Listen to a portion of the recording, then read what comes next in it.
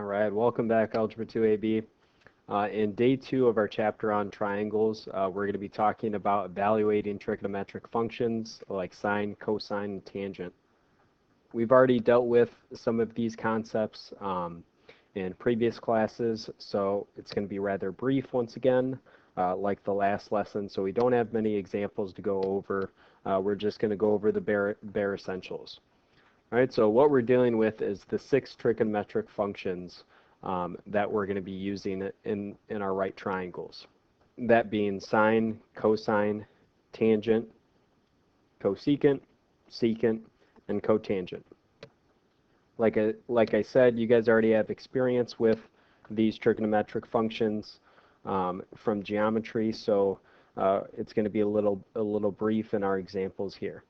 All right, so sine of theta is going to be the opposite side over the hypotenuse. Remember, sine of some angle is just a ratio between two sides. So it's the ratio between the opposite side and the hypotenuse. All right, cosine of theta is the ratio between the adjacent side and the hypotenuse. Tangent of theta is the ratio between the opposite side and the adjacent side.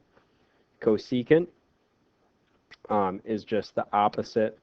Is the hypotenuse over the opposite side, right? Secant of theta is the hypotenuse over the adjacent side. Cotangent of theta is just the adjacent over the opposite side. Notice, got to get my writing pen again. There we go. All right, tangent and cotangent, cosine and secant, sine and cosecant are intimately connected here. Whereas sine is opposite over hypotenuse, cosecant is just the inverse of that. So hypotenuse over opposite. Same thing with cosine and secant and tangent and cotangent.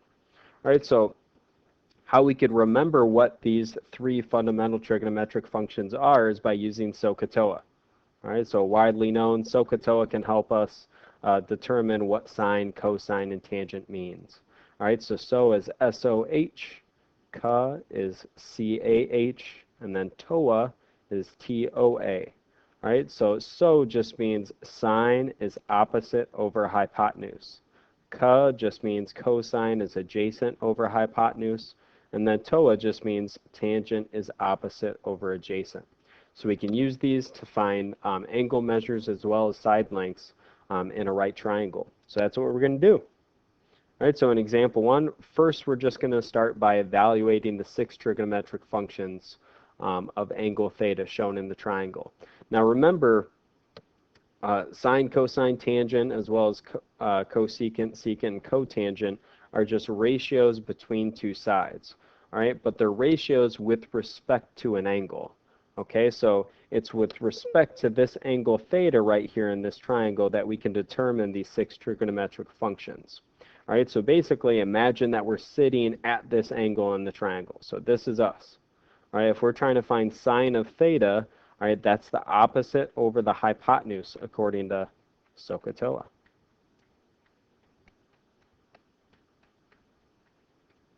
All right, so sine is opposite over hypotenuse. Now to determine the opposite side, that's opposite of this angle that we're sitting at. So that means 12 is going to be the opposite side. All right, and then 13 is the hypotenuse because in this right triangle, remember the hypotenuse is always opposite that right angle. All right, so you could label that as the hypotenuse, and then you could just leave the other 2 unlabeled. All right, so cosine of theta is adjacent over hypotenuse, so the adjacent side is the one right next to it. All right, so we labeled the hypotenuse as such because obviously the hypotenuse is also right next to this angle. Okay, so it's the leg that is right next to this angle. So it's not the hypotenuse when we're referring to the adjacent side. So that's 5 over 13, the adjacent over hypotenuse. Now tangent, okay, it refers to TOA. So tangent is opposite over adjacent in this triangle. So opposite is going to be 12. And then the adjacent is 5.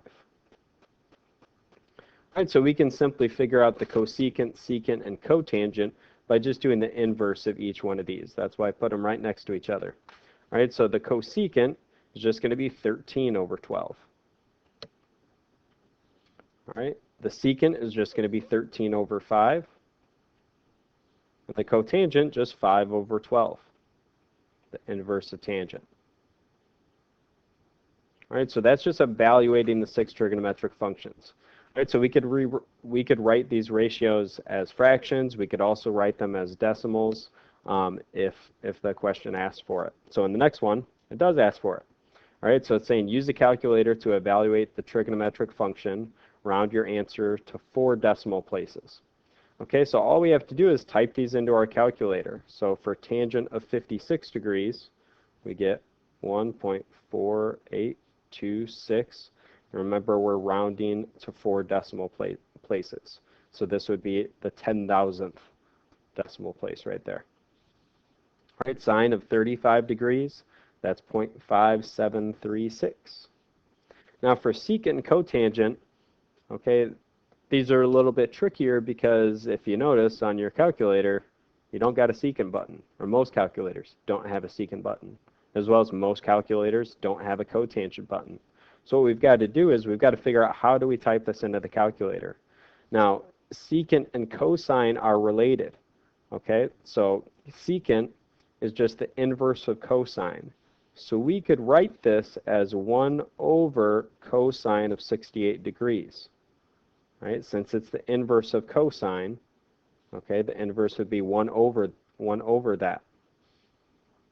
All right, cotangent of 17 degrees we could write as 1 over tangent of 17 degrees. Okay, so now we can actually type this into our calculator. So if we type in 1 over cosine of 68 degrees, we're going to get 2.6695. Right, if we type in 1 over tangent of 17 degrees, we get 3.2709. Awesome. So first 2 examples, pretty simple. Now we're getting into the nitty-gritty of it. So this is finding a missing measure. Okay, so if we ever have 2 sides in a right triangle, we can of course use Pythagorean theorem to find that 3rd side. Well, what happens if we only have 1 side? As long as we have another angle measure besides that right angle, we can find that missing side that we're looking for. Now to do this, we're going to have to set up some trigonometric function. All right, so we have this 25-degree angle. All right, so imagine we're sitting at that 25-degree angle. This is where we're at in the triangle here. Now we've just got to determine what is x and what is 10 with respect to that 25-degree angle. X, of course, would be the opposite side. 10, we have to determine, is that the adjacent side or is that the hypotenuse? Now remember, the hypotenuse is always opposite that right angle. So that means this is the adjacent side. All right, so we have opposite and adjacent. Now to determine what the trigonometric function we're talking about is, we could of course use SOH-CAH-TOA. Of course, we've got to spell this out correctly. And then we've got to determine, okay, is it sine, cosine, or tangent?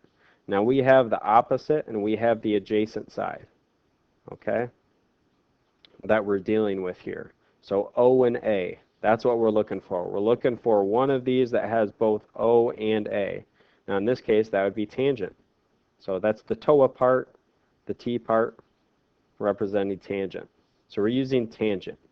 Now tangent of this angle, 25 degrees, is the ratio between these 2 sides. So that equals x over 10, opposite over adjacent.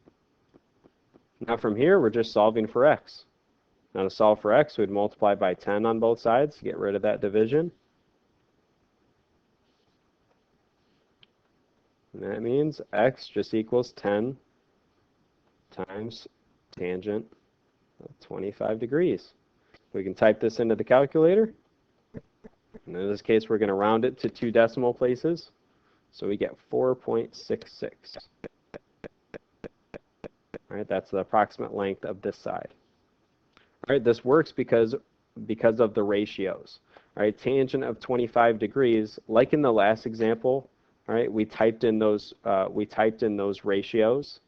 Okay, so for example, in the last example, we typed in tangent of 56 degrees.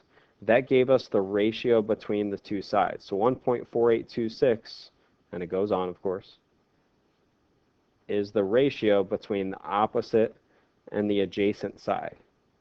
Okay, so that basically means that the opposite side is about 1.5 times greater than the adjacent side, okay, when we're dealing with that 56-degree angle and that triangle. All right, so it's all basically about proportionality here, which is allowing us to find that missing measure. All right, so in the next example, we're sitting at the 63-degree angle. Now, one of the first things that we could always label is the hypotenuse. So opposite of that right angle is our hypotenuse. So that's one of the things that we're going to be using.